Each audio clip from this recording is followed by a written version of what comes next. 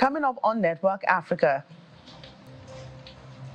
Sudan's special envoy to Ethiopia, Dafa Allah El-Hajj, says fighting will end once RSF lays down its arms. U.S. President Joe Biden authorizes sanctions against Sudan to force a stop to fighting.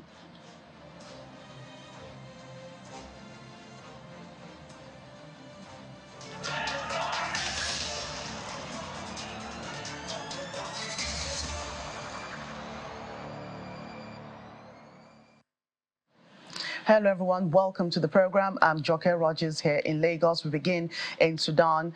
Of course, crisis in Sudan. Of course, we begin here in Nigeria, where 130 Nigerian evacuees have arrived in Abuja International Airport today. They were evacuated from Sudan aboard a Taco airline flight. The second batch of evacuees stopped over in Juba, the capital of South Sudan, for about an hour and a half before landing in Abuja, the nation's capital, this afternoon. Well, our correspondent Dele Omoyeni was one of those that first sighted the evacuees once they landed in Abuja, and he's there now to give us an update on the situation.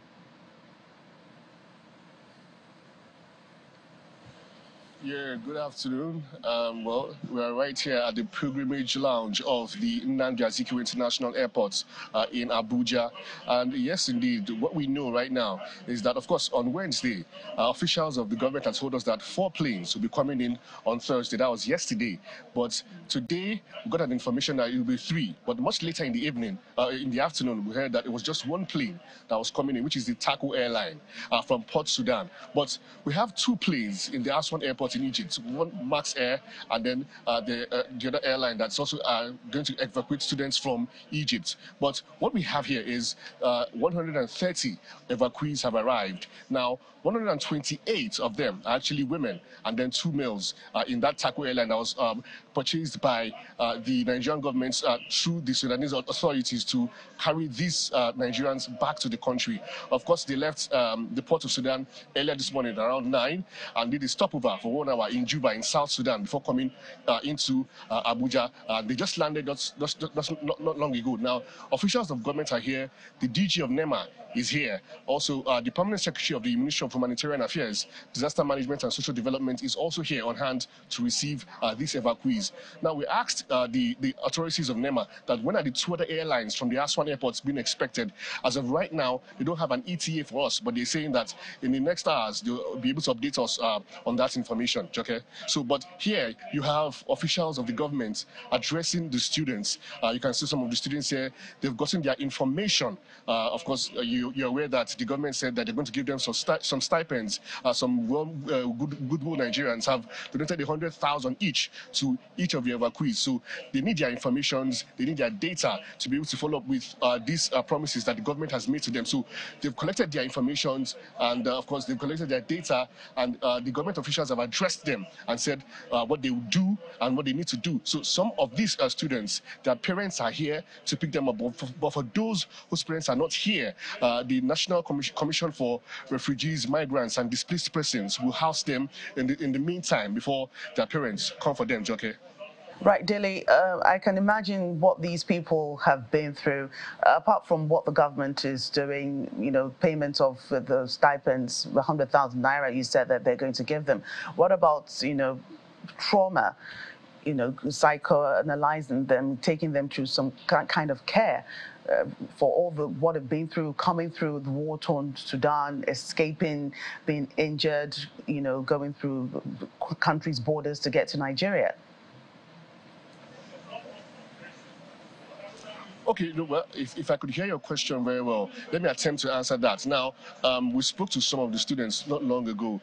For some of them, they've not actually had so much of care for the past few days, but they've said that officials of NEMA have done their bit in terms of giving them food at least twice a day, and then, of course, helping them to be a bit, of course, taken care of in terms of trauma and all that. Now, we did ask, actually, that, of course, this plane carrying 130 passengers is predominantly women. 128, and they said, women are more susceptible to these issues of war and taking advantage of them because they're in a disadvantaged position. So they try to evacuate most of the women first, that the men could still manage a bit. So that's why this plane is predominantly filled with women. So of course they've not had the best of care, and you can see some of them are still just managing. Some of them have been wearing the same clothes for about 2-3 days. But be that as it may, officials of NEMA are saying they've done their best to ensure that they are in the best conditions, to ensure that they arrive in Nigeria. Of course, we've also asked the officials of NEMA and the Ministry of Humanitarian Affairs that are they going to get psychologists to talk to these students, because they've been through a lot of ordeals in the past few days. I can remember speaking to one of the students on Wednesday night when they landed here at the airport, and he said, look, for one thing he knows that he's very grateful to God about is that he's not waking up to the sounds of guns and grenades anymore. And that alone was enough emotional torture, Joke. Right. Thank you so much, Dele Omoyeni in Abuja, speaking to us on the latest arrivals of Nigerians evacuated from Sudan. Well, over in Sudan, the army is prepared to cease fighting immediately should the rival paramilitary rapid support forces lay down arms first. Well, that's according to Sudan's ambassador to Ethiopia, who was speaking during a press conference in Addis Ababa. Despite multiple ceasefire declarations, the two sides appear to be battling for control of territory in the capital, Khartoum, ahead of proposed talks, though the leaders of both factions have shown little public willingness to negotiate after more than 2 weeks of fighting. On Thursday, the Sudanese army sought to dislodge the RSF from its positions near central Khartoum in intense battles. Sudan's special envoy to Ethiopia, Dafa Allah El-Hajj told diplomats in Addis Ababa that it was up to the paramilitary group to take the first step towards peace.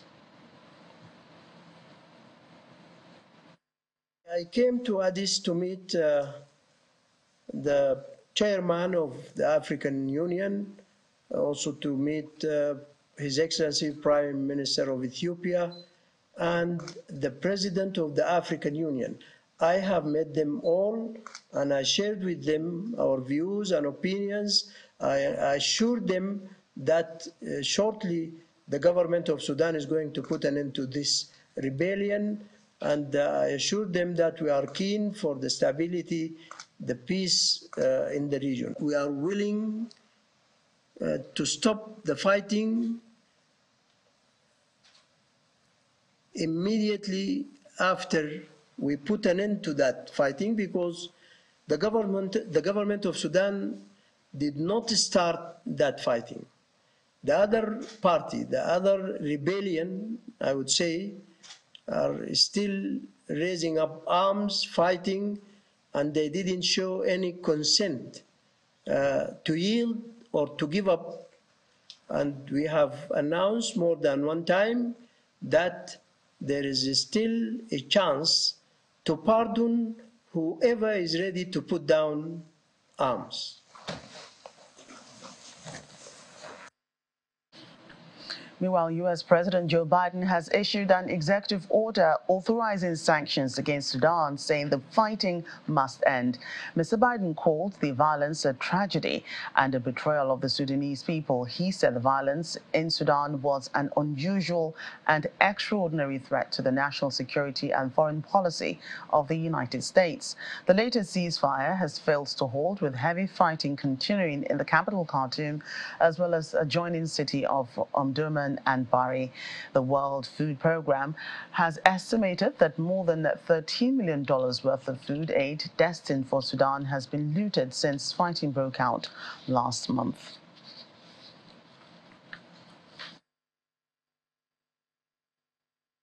Let's get more on this as we talk to VOA correspondent Mohammed Yusuf. Mohammed is speaking to us from the VOA Africa Center in Nairobi, Kenya. Hello, Mohammed. Hello there. So what's the current situation on ground in Khartoum and surrounding cities? Despite a call for peace, ceasefire, and also threat of sanctioning those people who are behind the deadly conflict in Sudan, it the fighting still continues. No one is responding or respecting any calls that is taking place in the region, in Africa, in African Union, neighboring countries, and also from Western governments. That is not, no one is heeding to any call from those nations, and fighting still continues. And more people, streets in Khartoum streets rather is empty. People are trying to get out of the country. People are leaving their homes. Those people with foreign passports are trying to quickly get out of the country, at least to get to Port Sudan, where they can be evacuated by their countries, or their ambassadors or their embassies awaiting them there. But they're also leaving behind people who are very vulnerable, and they can't get out of the country. Many challenges, because some don't have money or don't have the means, because as day progresses, there are reports of expensive tickets, people trying to flee the country, and many people can't afford, because the fighting is still continuing more than 3 weeks on. Right. Some of those latest evacuations are Nigerians that just arrived in Nigeria this afternoon, about 1:30 of them that landed. So are evacuations still ongoing, and which countries are affected? The only country that is done with the evacuation is the United Kingdom. They've announced that they're done with evacuating their nationals. They've evacuated at least 2,300 people. No other country has said that we are done evacuating citizens. So this is an ongoing process. Only one country, 3 weeks on, there's only one country that has said with us, we're okay, we're done with evacuation. Many countries are doing that. Nigeria this week, they have been trying to get their citizens out. Of course, East African countries like Kenya are also trying. For the past 2 weeks, they've been trying to get people out because of proximity. They're able to get some few people in and out of the country. But there are many countries that are far, that are really struggling to get their citizens out. And I think much of the focus sometimes is people trying to get on the foreign nationals, but we're seeing many African nationals struggling to get out. And those who have means, now they're trying to get to the borders, into the South Sudan, to the east, the Chad, Central African Republic, some to Ethiopia in the east, and to the north, Egypt, anyone who has the capability to do that. That's what is happening. But so far, many countries are still evacuating their citizens, pushing many people converging in Port Sudan, especially foreign nationals, and that is a process that's still ongoing. Right. What about, Kenya, where you are, Nairobi? How easy has it been for, nationals of Kenya in Sudan to get out? What have you seen so far? Kenya, they evacuated. They've done twice purges of evacuation. A few days after the fighting, there were a few people who came in. Last week, there were people who came in. Kenya, in particular, because of the proximity and because of South Sudan and the border, and also Ethiopia, people are able to get in, also try to cross over quickly. Kenya, neighboring countries are not struggling that much. Of course, as fighting continues, they will struggle, but it is compared to other, for example, West Africa, where Sudan is in the east. You can't cross, for example, if you want even to go by road. You have Central African Republic, which has been having its own internal issues. Chad, which has also been having its own fighting and all this conflict along those borders. The only way out is by air, or try to bring some people to safety in areas like Ethiopia. Also, South Sudan also has its own challenges. Infrastructure for humanitarian assistance is not there. And that's where you expect maybe now some countries may try to get in, at least to get their citizens out. And I assume now as it progresses and issues problematic, I think that many countries now will want their citizens to get closer to some borders. At least in that way, they can help them evacuate. And the U.S. president has authorized sanctions against Sudan. How is that playing out with the two war generals and their troops? Do you think this will cause a lull in the fighting? With that kind of authorizations or threat to issue sanctions, it comes a few days or weeks after many failed attempts to try to get people in ceasefire, trying to stop the fighting, provide corridors for humanitarian assistance, try to provide safe passage, and all that is not working. Now it appears that the U.S. government has seen the only way now we can solve the situation here is now at least let's push the card of issuing sanctions, if that may work. But with that threat on Thursday, today Friday, you've just played a press clip from Ethiopia, where the Sudanese ambassador is saying the only way that this war is going to stop, at least from the Sudan armed forces, is if paramilitary rapid support force leave lay out their arms, so lay down their arms rather, and it's quite clear this is there's no end in sight as it appears now, and sanction will it work? I think we'll have to see if that kicks in. If the few names are brought up, if maybe that can change the situation, at least can make people in Sudan think that actually what is happening is not that good, and maybe they have to stop the war. We'll have to wait and see who will be sanctioned and what level of sanction is going to be given, and then that way we can tell if maybe this fighting is going to stop or not. VOA correspondent Mohammed Yusuf, thank you for the updates. Welcome back to the program. We head to London, where a court has sentenced former Deputy Senate President Ike Ekweremadu to 9 years and 8 months in prison following his conviction for organ trafficking in March. His wife, Beatrice, backed 4 years and 6 months, while their doctor, Obinna Obeta, received a 10-year prison term. This verdict is the first of its kind within the UK criminal court system and falls under the Modern Slavery Act. The lawmaker, his wife have been embroiled in this case for over a year and were charged with conspiracy to arrange the travel of a young Nigerian to Britain in order to exploit him for his kidney. Well, two relatives of an Egyptian MP who has declared that he will stand in next year's presidential election are reported to have been detained. The uncles of Ahmed Tantawi were arrested on Tuesday evening and had appeared before prosecutors in the capital, Cairo, although no charges have so far been made public. Mr. Tantawi has said that he will return to Egypt this weekend in order to make good on his pledge to contest the election. The reported arrests come as the government launches a national dialogue ostensibly meant to include the opposition, which has been rendered largely impotent since President Abdel Fattah al-Sisi took over.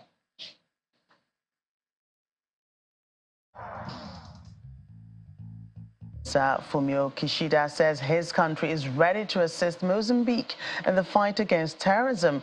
The Japanese PM is visiting Mozambique as part of a 6-day tour that took him to 3 other African countries, Ghana, Kenya, and Egypt.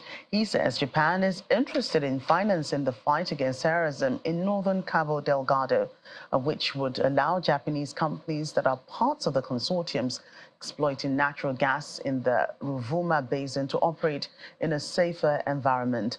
The province in the north has been besieged by Islamic militant insurgency for years. Mr. Kishida and Mozambican President Filipe Nyusi spoke of a need for Japanese private investment in structural areas of the economy with a view towards having concrete results in bilateral cooperation. Mr. Nyusi urged the Japanese to explore investment opportunities in transport, agriculture, industry, and tourism.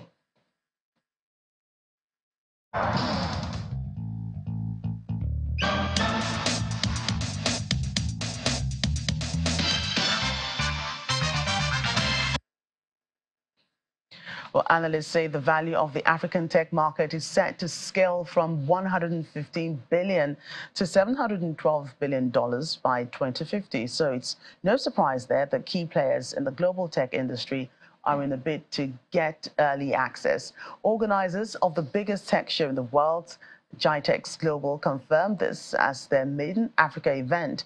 GITEX Africa is already sold out. Channels TV's Dubai correspondent Maya Wadegoke brings us more in this report. Funding for African tech startups is on the rise as of 2022. Current figures surpass the $3 billion mark. While this might not be as big a leap as it was in 2021, when the sector passed both the $1 and $2 billion mark, it's a sign of continuous investors' confidence in the continent's tech market.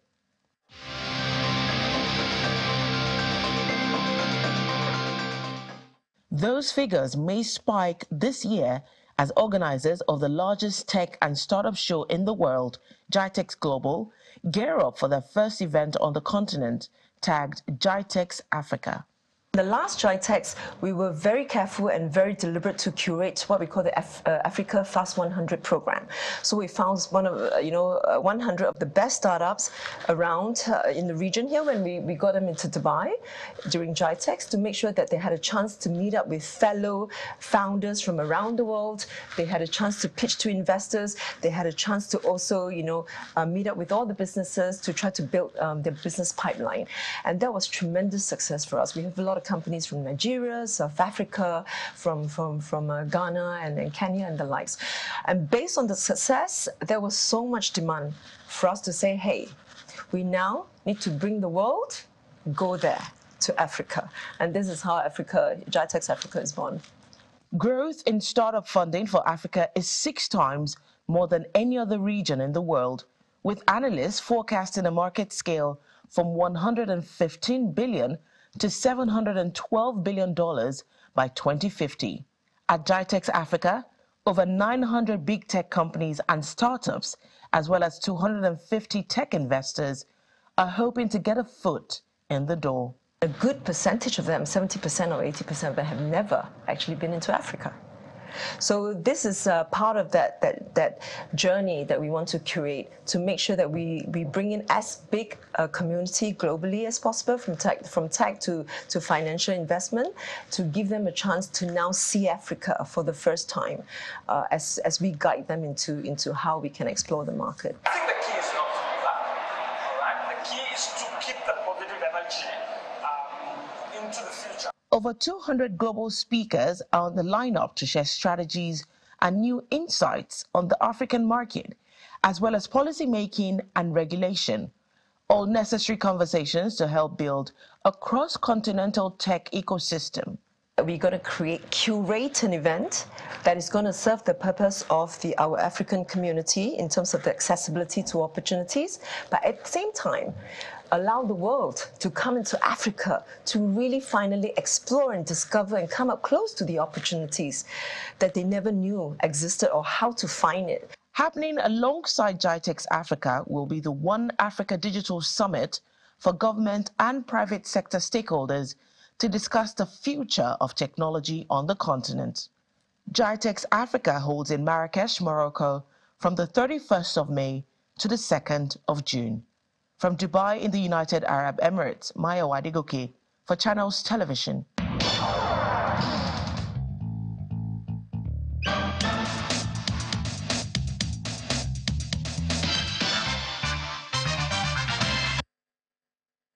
Well, Channels Television is an official media partner of GITEX Africa and will be in Morocco to capture the event for our audience. Let's move on. German Chancellor Olaf Scholz has arrived in Kenya for an official visit, which will see him hold bilateral talks with President William Ruto and other top government officials. Reports say he will explore cooperation on renewable energy, among other bilateral ties, during his visit to Kenya. On Thursday, he met the chairman of the African Union Commission, Musa Faki, in Ethiopia and discussed the Sudan conflict. Mr. Faki says there can be no military solution to the unrest, while Mr. Scholz expressed his country's support for international efforts to end the fighting. On Saturday, he's expected to visit Africa's biggest geothermal plant at Lake Naivasha in the geologically active Great Rift Valley, which is key to Kenya's plans to produce green hydrogen.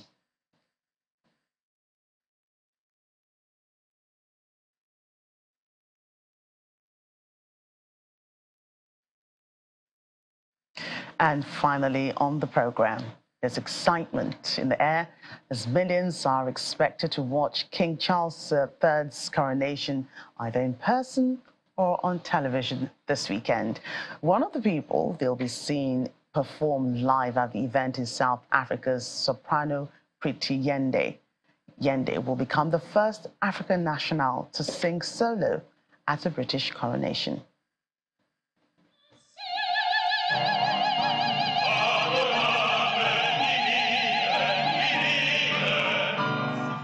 South African soprano Priti Yende first met King Charles III when she was invited to sing at Windsor Castle by the Royal Philharmonic Orchestra last year. This Saturday, she will perform solo at his coronation. Months after singing at Windsor, a phone call interrupted rehearsals to ask the 38-year-old if she would perform at the coronation in London on May the 6th.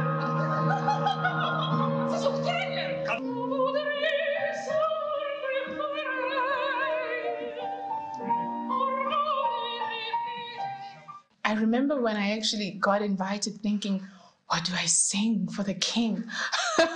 It was like a very peculiar moment, a very, very, very extraordinary moment. So my heart is always willing to share the joy that it finds in the melodies that I sing. For me, it's a soul's business. So if it's a soul, I'm there. Whether you're a king or a princess or just a girl from the tip of Africa singing for the coronation of the king.